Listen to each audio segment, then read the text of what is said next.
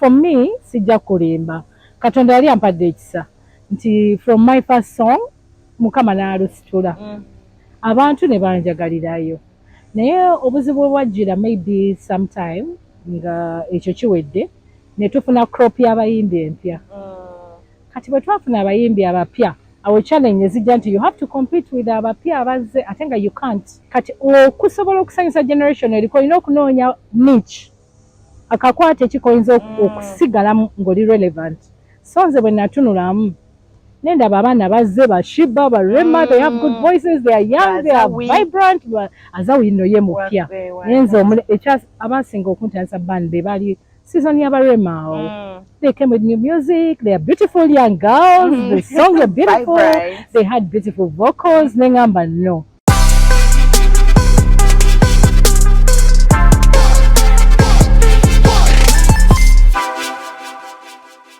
Tegera fake love. Chembugu muri kuluma. Kano kakonyeko nyo. Ndi mutuya nnyo nnyo. Nange no bwenge. Are you sure? I've never seen your skin. Chobola baskin yange wetweri. It is so nice and dry. Ebakuya. Simira oli omwala mugambe boina skin ge ya rose like eri dry bulungi. Ate eri oil. Chimanaging oil. Kisa kya Mukama. Mama wange. Skin go kabadde clear from mbere yo nenkulingiza. Nembaliza nga these are my people mwe muddaawo. Mama wange naalongo Janet Nanteza. Mama ona naalongo. Yali tayinaako kabalabe konna. So katombuza nno bibadde biri mu bulamu bwange background. Shiba byayokola byonna byayimba abo akabiri kaali ka maama. Kino okunyira setaga kwambala. Simanya mama wange yannoza kala. Abantu abamu maama baabwe munaye baba yannoza kala. How have you been? I've been fine. Mukama nkwatidde ekisa. Mukama nkwatidde ekisa kabandi kali. RKB. Thank you for subscribing, sharing and commenting. Bana nchaka video. Lana nje msizo kwanga mutula abali mu USA, abali London, abali Dubai. Lana nje msizo kwanga mutula ne Uganda sija bera bila. Na ate mu abali wabweru eyo ate mbebaza mwakenso so kwanga mukwano gwe mudagati gwa manyi gala. But thank you for watching. Sichitwala for granted. Onakorayo ndese kuzawedde Sarah. Over how many years ago? Simanyi abanda naye gwe wanchayira ki? Sarah wanchawa. What happened? Nesose. No, I love you. I see you every time. Kugoberera. So kyobamanya love yange ekyali. Nenda saga love zeterabika. Love y'omuntu. Mulimu abantu nga ne bamala emyaka 10 you still love them the same. Yes. Egwingo mukanti no omuntu obulungi obuli munda sagala mukano gwa munda no mulimu omuntu nga we mwakoma ever omutandikira. I know how you been. I'm okay. Mukama nkumye. Tokyuse munange gwe azawi Zawedde gwe bulijjo. Kisa kya Mukama. Amina. I'm a very strong believer by the way, right? Yes. Nasemba kuwulira like nasemba kulaba ku luyimba ki zani ayinza okunjagala nga gwe kambere naawe. Ate nga nakafulumya olupya forever. Ebiruzeeko? Yes. Actually we really could TV hours. Naye manyi munange byokuyimba babiviramu ddala. Anti kati live music obeera okubira abantu balala. Okay. Kati nze nnyo mu live band. Kati ndudde nnyo mu live band. Aba live band be basinga okufollow. Live band. Nze band nagitandika dda nga abantu bana banatandika bands. Because nalabanga that is where I am meant to be. So I started band. My band is almost 8 years. Wow. Yes. Wow, yes. Yeah. Nego sete wazija zikola band. Abantu basinga nga bali ba complaining. Music temuli sente blah blah blah blah blah. Mwasete zikola band because I hear the band sinya ku maintaining. Yes. Actually buli omu ambuuza zawi band ogibeezaawo otya. It takes a lot more than money. I keep telling people obulamu bw'ensi si sente zokka. Wabula relationship n'abantu. Ne how you treat people. Yes. Yeah. Kati nze natandika n'abantu ne bagamba mujje tukole. We didn't have the money. Live music is about vocals and live instrumentation. Live music tewetaaga kusooka genda mu studio osasule sente za studio. Eddoboozi lyo lyerikwemirira. Our capital was the vocals for live music. Yes. Jani yebadde etya mu music? No, for me sijja kulimba. Katonda yali ampadde ekisa nti from my first song Mukama n'alusitula. Abantu ne banjagalirayo. naye obuzibu bwajjira maybe sometime nga ekyo kiwedde ne tufuna crop y'abayimbi empya. Kati bwe twafuna abayimbi abapya our challenge ezijja nti you have to compete with abapya abazze ate nga you can't. Why? Because buli mulembe kinigo gamba nti kati Museveni competing ne Obote. Obote yaliwo, you saw what he did. Kati Obote okudde essaawa zino, sorry, may he so rest in peace. Oba mpadde example enfu. No worries, it's okay. Yeah, every generation has its people. Kati okusobola okusanyusa generation eriko olina okunoonya niche akakwate ekikoyinza okusigala ng'oli relevant. So nze bwe natunulamu nendaba abaana bazze bashiba barema, they have good voices, they are young, they are vibrant, azawino ye mupya. Nenze abasinga okuntandisa band be bali season y'abarema awo. They came with new music, they are beautiful young girls, the songs are beautiful, they had beautiful vocals, nengamba no. Nenzirayo neneesettinga nengamba nze natandikira I've been trained to do live music. Mu Coca-Cola ba training live music, emasomero na training live music. So nenzirayo neneesettinga nengamba wanze wensobola okuyita awatali wali. Njawulo ki eriwo mu live music? Live music is strictly live music. Togenda kukwata CD ogende mu bantu okole osinging back to your song. Live music olina okuyimba ekintu kye balaba nga gita evuga, engoma zivuga. Nga ku CD. Yes. That is not easy. That is not easy. You're standing in front of people, you can't fool them. Right. They have to hear your real vocals. Now that's the live music I went for. Wow. And it has been beautiful. That is hard work. Of course. Mba mungamba sigejja sikola ki, it's hard work. It's hard work. I manage a team of about 10 people. It's tough. Yes. Tuzikolera wamu. It's a team. If we don't work, we won't get. And mu live band ebirimu being greedy. It's not about feeding. Nti twakoze obukadde butaano tubulye buli omu afuneko kamuno. Live band tulina ebyuma that we have to maintain every week. Live band tulina rehearsals every week. Live band we have costumes for the boys. Live band we have transport, we have branding, we have it's a company. Right. So you're not going to be like you. Zawedde ompise kukwanjulako kwateka CD kange nyimbe nsanyuka nzireyo nzirye zonna. So this one is more of a company. It's an organization. Okay. Yes. Wow. Yeah. But ochayina manager oli omukadde? It's been a while. Simayina gyali. I have a new manager for the Zawi band. Yera yakolanga manager wange. Unfortunately, they don't tell you, but you'll meet him. An idea you call a band. Would you want to know what How did you get the idea? And who, like, are you selling the idea? I think desperate times call for. Yeah, I know. Desperate measures. Right. Nagamba, I have been singing all my life and seeing new music. That time, I listened to new music. Music wangu mukadde bamwagadde nnyo in that nange neebuuza bamwagalako up to now, but I needed something different okungatako credit. Nzija mu Sarah Zawedde gumumanye yajja ne ndi mukazi kambere naawe lwaki onondola those songs. I had to find something different. Now I can do a big wedding at Serena Hotel, which I wouldn't do with my CD, right? Now I can do a big conference. So like anyway, Serena n'ogijuza. No, like no, when I talk about Serena, I'm talking about functions. I know, I guess. Lately, you get more credit bringing a band, balaba guitars, balaba ngoma, balaba microphones. It's more amazing. It's more music than zokuja and walk around 3 songs and go away. However, chikolera era bachayimbira ddala ku CD. Because of the training I got, Coca-Cola pop stars, amasomero mwenali, I was trained to do live music. So do you think when I made CDs, they were after that training, the proper training? I think some Ugandan musicians are just lazy. They are lazy because it's a lot of hard work to do live music. Bajja kugamba ozuuke ku ssaawa emu ey'okumakya olina rehearsal, obagambe I can't wake up. Why?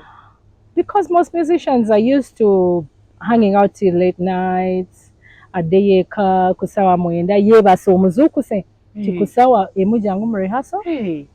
And live music has a lot of discipline. Client agenda kungamba bandi yo njagala mu sound check kusawa 8 mu venue. Onfuna. That means sound you know by some kaga. That means going no zuka by 7 you're on the road. So what time do you sleep? Talk about into the actual. We most of the band nights are late night. Sometimes we have Monday to Sunday. This week we have Wednesday to Sunday. So last week you get there. Yes. But the same happens to you, but you wake up. No, I'm talking about rehearsals for the band to tukubachiro. Emisana rona osobola okwewumuzamu. But for these big events where anti kutegeka ekintu you have to be on ground. Most artists tweteka munyo ra celeb. Personally, my clients know me. Nze nsoka ku site. Why? I want to ensure that my sound is good. And in US star, nakujanga biwedde. No.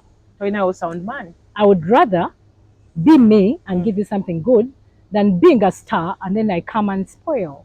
Nja kufuuka stans gye nyimbire ku kyuma ekifo, which is worse. When I have a very big function, I make sure I'm there on dots.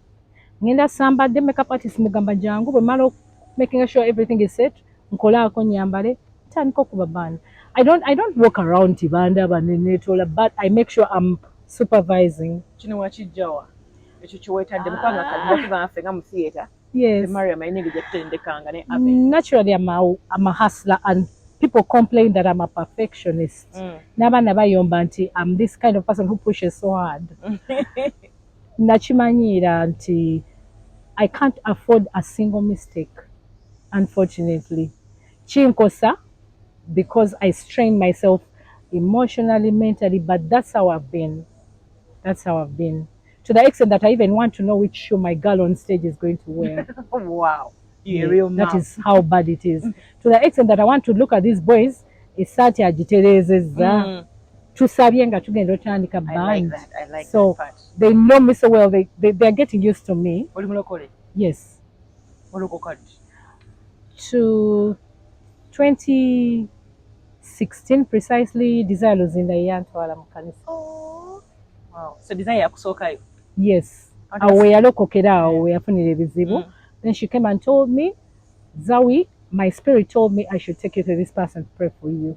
Kuba awo ebiseera byo nali career yange slidinze nnyo nga temukyandaba. Yes. So ekitegeeza nti twalokoka nti oyagala wabula bizibu? No. Actually, I won't deny that most times abantu balokoka because of the world challenges. Bwoba okay, sometimes tolooza Katonda. Naye waliwo ensi wekkuba, omuntu n'agamba this is the solution. Si buli omu agenda wa Katonda, bamwese bakuba ne bagenda mu kusamira. Right? Yes. Yeah. So there's that point in your life where you pick somewhere to go. So me, I chose a direction. Okay. Since then, my life changed. Which even so much by then? Some I don't know what your viewers will think, but some problems are spiritual.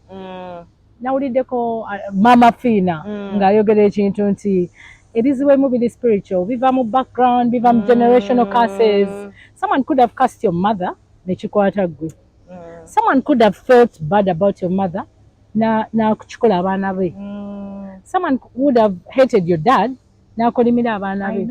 So when I got into the bulokole, that's when I realized nina okwekutulako ebintu byesamanya, because sometimes your life gets tough, but it's not your fault. Ruth, okimanyi nti sitaani asobola okukulabisa ng'omubi nga toli mulungi? Obadde okimanyi bulungi? Yes. You might be a very powerful musician, but when you step somewhere, you're like, oh, onayimba biki?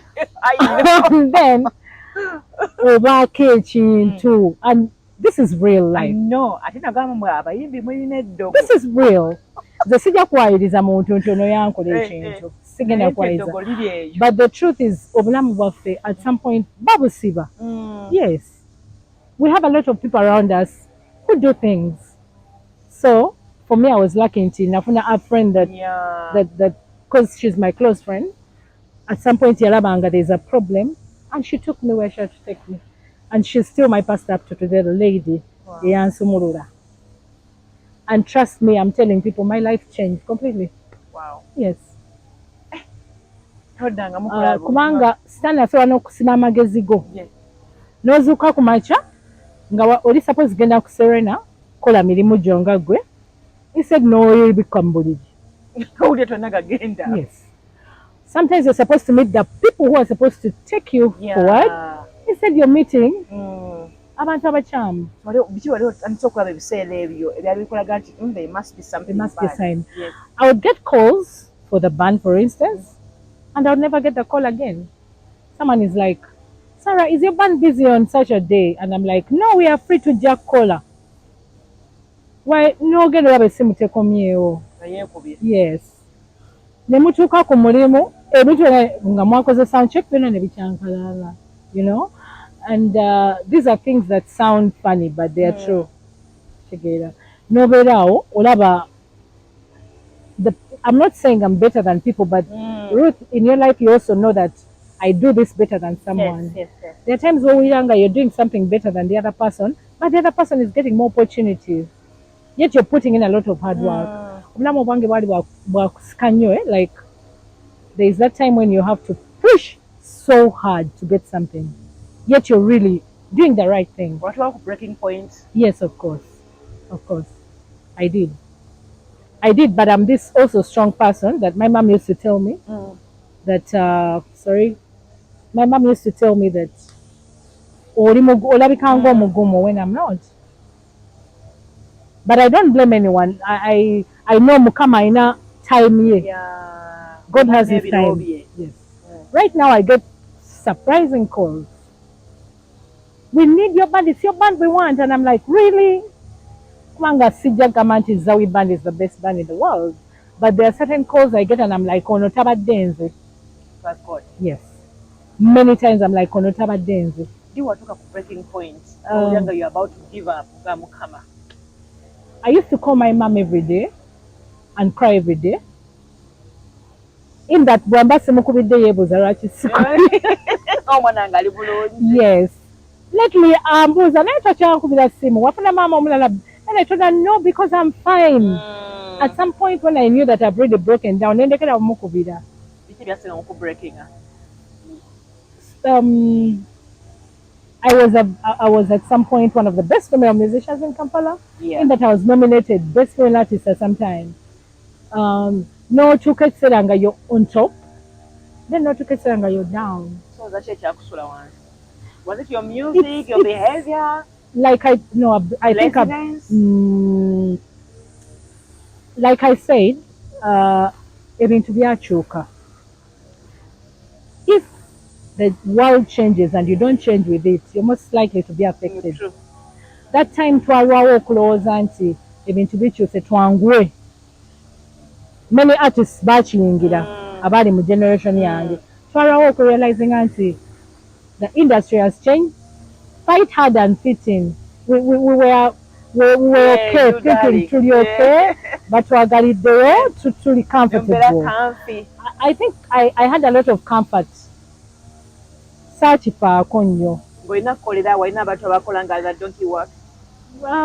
exactly, but I didn't really think that I'm supposed to keep releasing music. I'm supposed to keep appearing in public to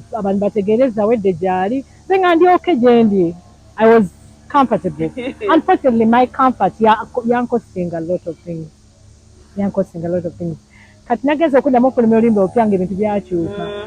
So I had to release a song that fits within this generation.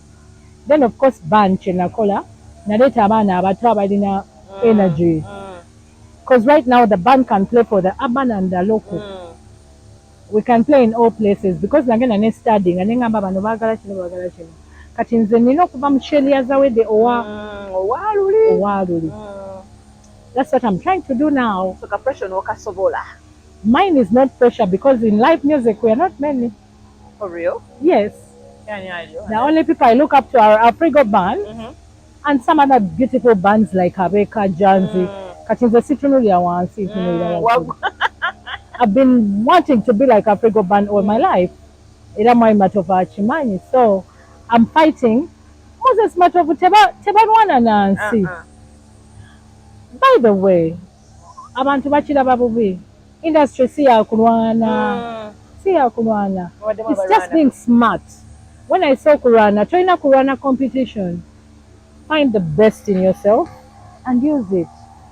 bwe mba manyi Zawi nsobola oyimba ka soprano kange ku live band lwaki mba nnwana eri ku ba dancehall oba aba reggae oba aba you know find something where you can impress people without fighting with others okimanyi nti Uganda nnene nnyo ate tuli bangi abaagala emiziki ffe mu band every band plays the whole week osanga villa ng'erina band ku Monday n'osanga venti ng'erina band ku Tuesday every band has a space because the people who love music are many kati abayimbi baffe kye batamanyi there are many people who love music you don't have to fight with Zawi genda go okole ekikyo kibe unique nga alien bwatukoze yajja n'ekikye you like it I like the fact that he's alone he's unique simulinaako nze buzibu because people like I've seen him perform on a wedding and I'm like I know if he's performing on a wedding that means there's a crowd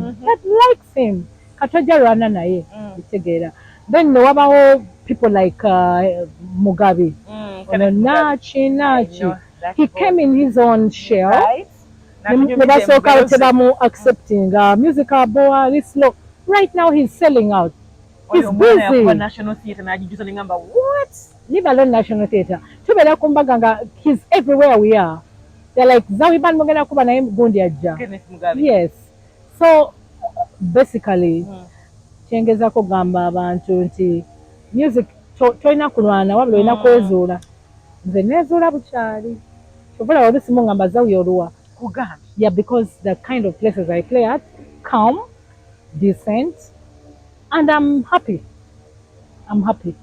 engeri gyotuna olinga ali mulaavu ono guli gutya side yo oh dear I am actually in a very good state of relationship mpulira yes era balaavu bweyogeza okyusira okay yeah I found someone who really understands me okay and antwala ng'ekyatika he treats me like a queen yes wow that's yes nice. I watched Rema talk about love and I'm like yes she's telling the truth what is the truth the truth is that love ekukyusa ekuwa emirembe etya obulamu bwo bukyukira ddala you know ne bw'oba olina ebizibu bw'olujjukira love you smile you remember your sweetheart and smile automatically oyinza okuba okaaba oweddeyo najja nagamba baby it will be okay kijja kuggwa this will pass before you know it you're smiling olimbe kati amaze mu bbanga ki mulavu okay real love yes I've been dating people I've been having relationships naye eno this is the one it's been 2 years you feel it yeah I'm with him real wayingidde obufumbo basically Zawedde nayingira wayingira n'ogwena obugere n'obusaayo bwonna nayingira I love you guys I watch you guys and I'm like wow why not munyumira yes munyumira Rema nyumira and some other couples banyumira you two you respect each other so much embagalako ate nabalaba from long time by the way I've seen her for a long time simwesirako she's been in my life for a long time and when balaba I'm like wow how did you even keep him keep him all this all this long mwekuumye tetubawulirako buntuntu every time I meet you guys you're in love you're together you're holding hands and I'm like Zawi lwaki nedda Ruth kikyakola kyekitasobola kukola it's about making a decision and gyoyogedde nogamba mbu obadde odatingako how many have you dated not so many actually I've been in love with in my life I think very few times you know my first relationship ndoza gye nasooka okwagala omuntu you know I won't tell the people my first relationship was the first relationship in my life and nali sibeeranko mulabe yasooka I think that's the time I've been in love in my life real and I was young so young and innocent wali naive yes but I really loved the person yeah you did yes I did kati okuddamu okwagala nga agenda okuddamu okwagala I know my exes will get mad but I've not really loved eyasooka yakumenya yes abaddako I was trying to try and love actually you are bleeding on them Not Because exactly. you are hurting. Not exactly. Actually, I've never really loved someone so deeply the same. But this time round, I love this person. Mwagala kumutima, mwagala ng'omuntu, mwagala What ebiri. happened ku kyali waffe? Kiki ekyakunyiiza n'okita? The first relationship. Yes. Bwetwogerako yali I kyali didn't waffe. have to say it on TV. It was basically cheating on me. That's plain. And you know when you love someone so deeply and you don't believe they've cheated on you, ogweddalu nze nali ngudde eddalu. Wali mutrustinga nnyo. Not Omanyi Saint really Angel, trust. Yesu. I loved the person to the maximum. Nga simanyi nti ekintu kyonna ekibi kisobola obaawo. Naye waliwo n'okuwaayiriza bate nga bamuwayiza buwayiza nga tewamusanga in action. No, this one I can't say on TV. I'll tell you after TV. Okay. It was evident. Watuluma nno. Nange yannuma. Watuluma. Yannuma. Nange that has been my real serious. Actually, my first, because remember I was at campus. I was young, and this is the first guy I met in my life. My parents reached a point. My dad asked my mom, "Omwana wo abadde ki?" It was that bad. It affected me that bad, by the way. It affected me that bad. I'm sorry, I'm talking about it on TV. It affected me. I got hypertensive at a young age. They were telling my doctors, like they were like, "What's up with this little girl? What's wrong with her?" First yeah, and then I used to go and sit on the street alone. Pavement. Like I didn't want anyone in my life. I didn't want any man in my life. I was like, is there a man like him? But nensiba omutima nenchita. So those are artists dating artist now. Not exactly. A beautiful heart is a beautiful heart. Emitima, ekigambo artist is big, but hearts are personal. It's not about artists. I've seen other people breaking other people's hearts nga siba artists. Why is dating an artist? No. They are there. I didn't trust. Of course, they like me because I'm a good woman.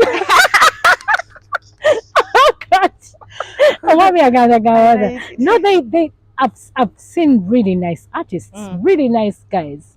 In fact, I had a crush on one of them. Sija kuogera ku TV. I've ever had a crush on, I think, 2 artists in my life. They were really. Namugamba recently. R&B.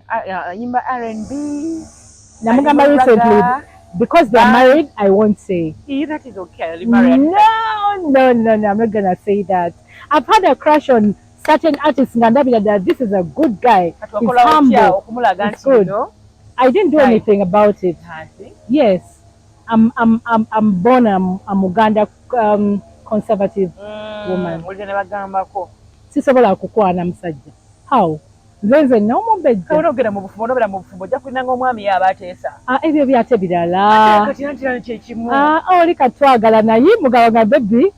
This. Mimi nataka. No,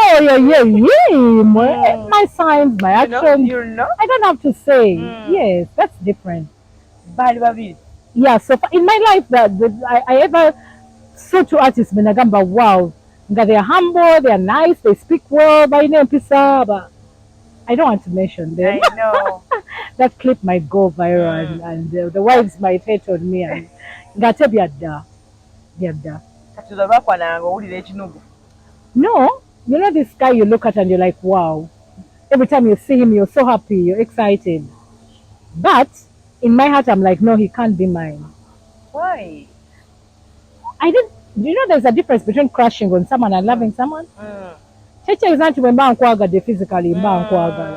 I'm sure you've been there before. You meet this guy and you're like, damn, the guy is hot. But you don't love him. You it's there are people we meet and you crush on them. Ngakusanyusiza naye nga tomwagala love ngogamba wow naye nga tomwagala love kubanga love eri different omanyi physical appearance erimba nnyo naye omutima guli gutya. I know. So ono gwolina kati akkiriza bino by'oli mu band and everything. No, he's actually involved in everything I do. Yes. So ozaala ddi? I would love to. I tried and got a miscarriage. You did? Yes. Oh, honey. Yes, but I'll try All again. is well. Yes. Nkabuuziza omanyi akabuuzo ke singa obutaagalako bantu babuuza bannaabwe. Yes. Ozaala ddi, ofumbirwa ddi? Yes. I don't like it, but again, Mmanyi bwe nkakubuuza ogenda kungamba mbuuza. I'm okay with it because one, we're not late with the man gwenakabeera naye. It's not late. Secondly, at least manyi nti nzaala. Yes, I know. Yeah, because having a miscarriage is a sign that you're fertile. At first, I used to fear when people would keep saying, "Gundi, ngoluddewo okuzaala." Yeah, like many other women, you know how it is. Owulira otya ng'oli omuntu bamukanda omwana gwenga gwe, and what advice can you Because give? I've been there, I feel bad. I'm like, it shouldn't even be women asking other women, "Ozaala di," because you know what it takes. I've had couples staying in the same house for 8 years, my close friends. Nga tebannazaala.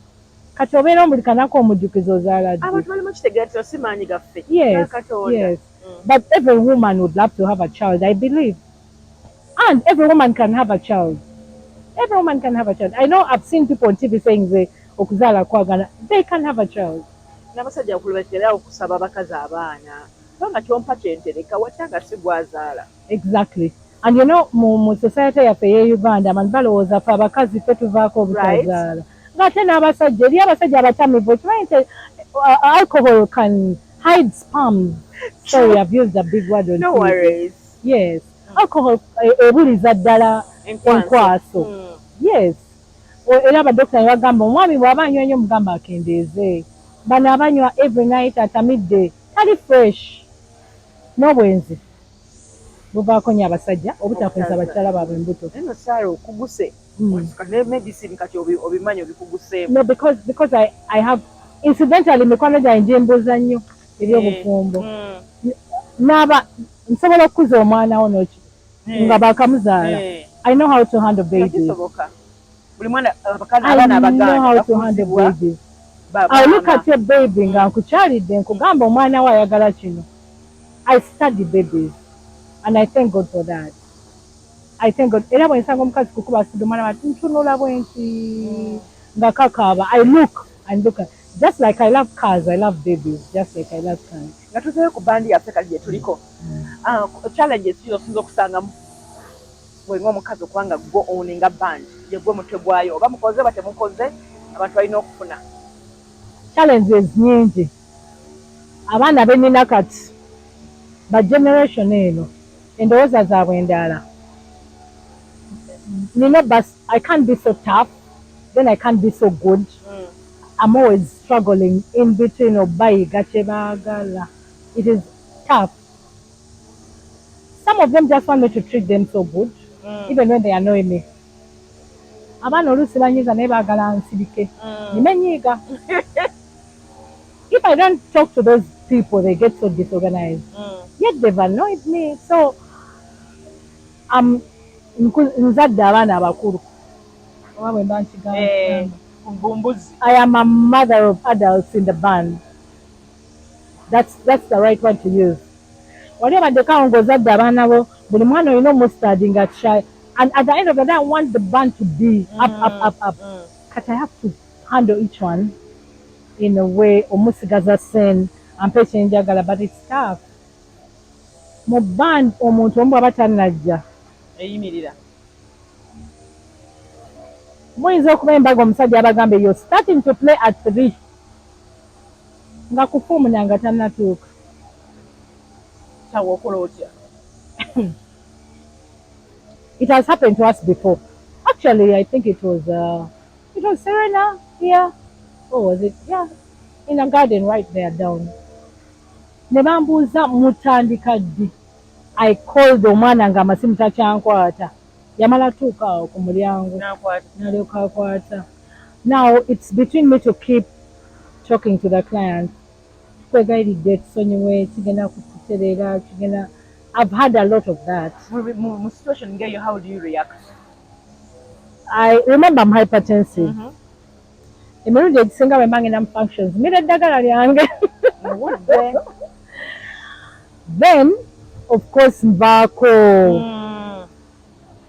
Most of the times when I'm going to perform, bandijjukire bayatanse dda kati we batandikira okukuba we neeterereza forcefully neweyogera naawe ne neebuulirira nze emirundi egisinga ngenda okukwata microphone nga I'm not psychologically okay. Trust me. Because I'm the one the client is expecting a lot from. I'm the one they know in the band. I'm the face of the band. Ebikonde byonna nze nkola obifuna naye nga nina oyimba. It has been tough. I won't lie.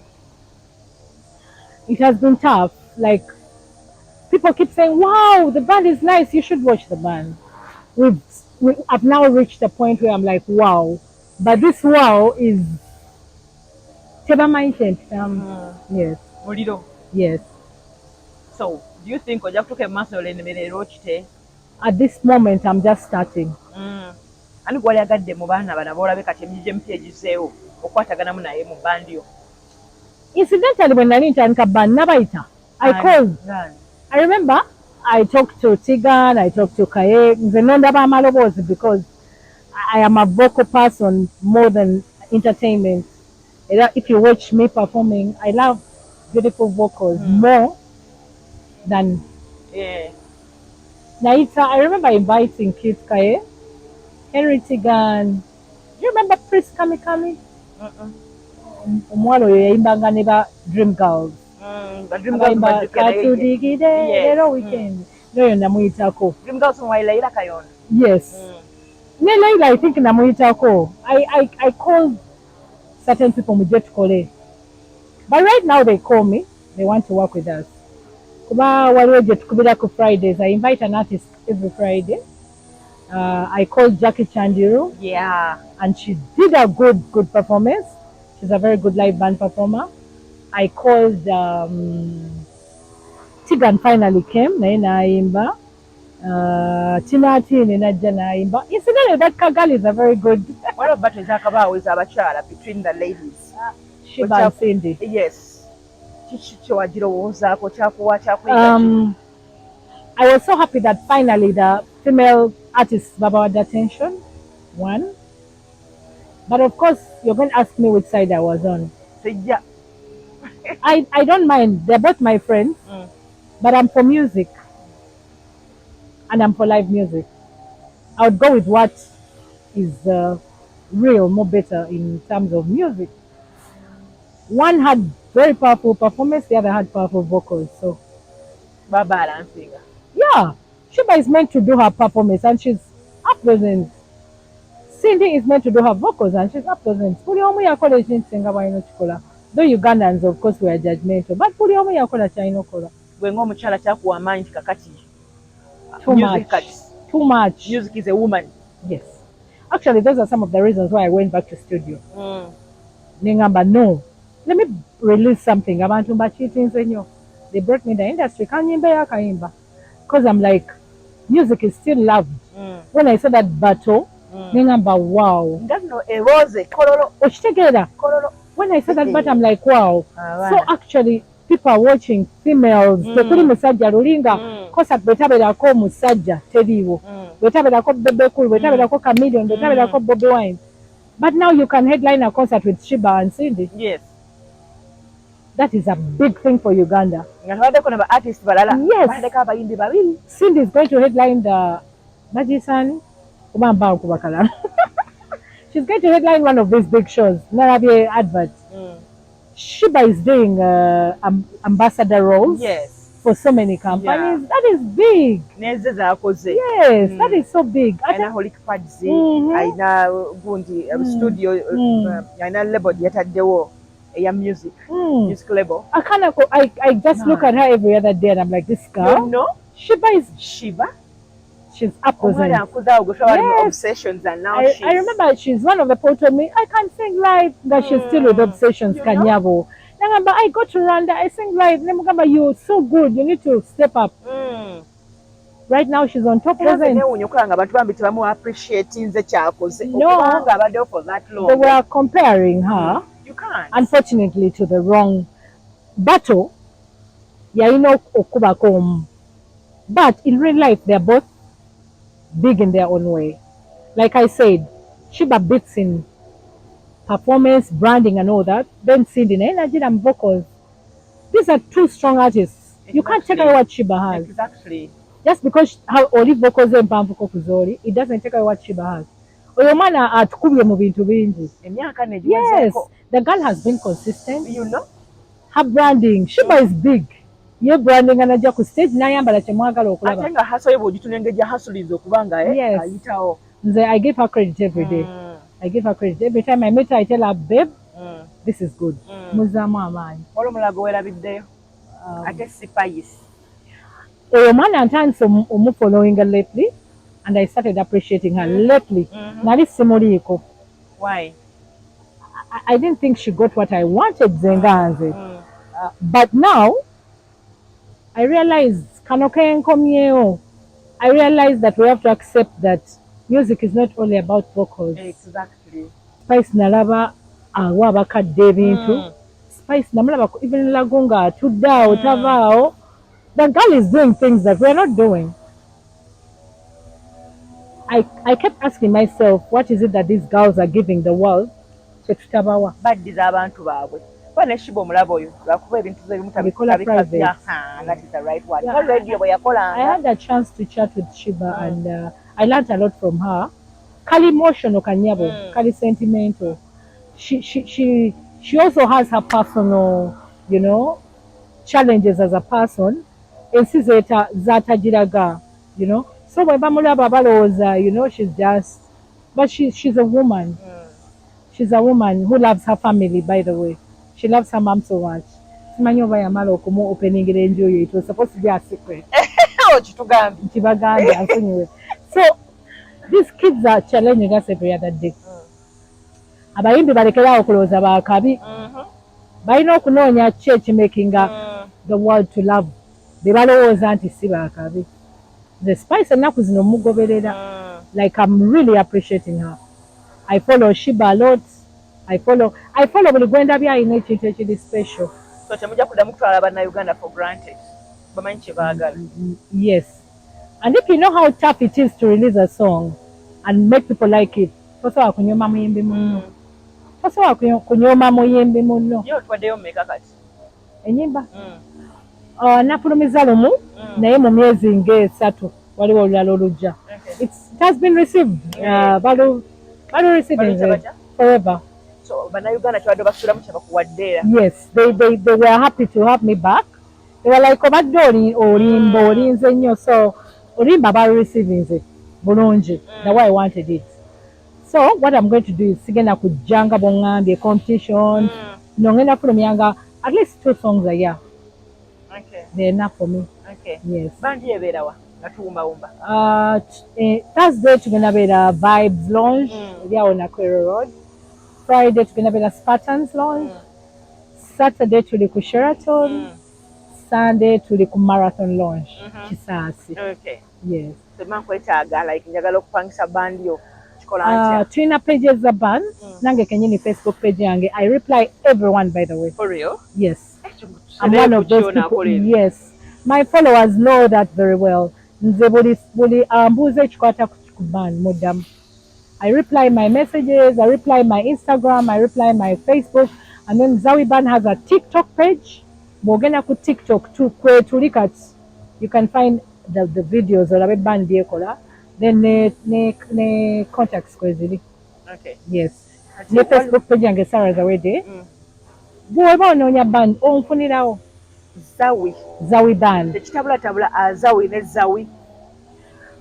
Between me and Zawi, twa correcting ekintu ekyo. Jukira namusookayo already ndi Zawi. The Zawi Band is already established. Kati bamusooka mufulumyanga Zawi, but we had a chat. I remember she was even interviewed.